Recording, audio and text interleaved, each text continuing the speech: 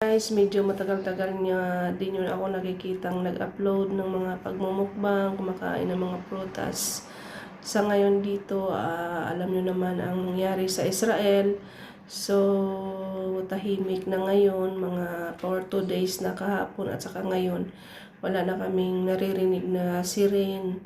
So, unang-una, talaga sa first day yon talagang 3 hours dito sa aming place sa city namin na talagang maya-maya nagsisiren at saka kabilang kanto namin doon may isang natamaan na building dahil nga ang rocket ay hindi nasalo ng Iron Dome. So just continue to pray sa Israel dahil wala imposible sa Panginoon, okay? At sana wala nang magdadagdag pa na marami pang buhay ang mawawala sa labanan ito.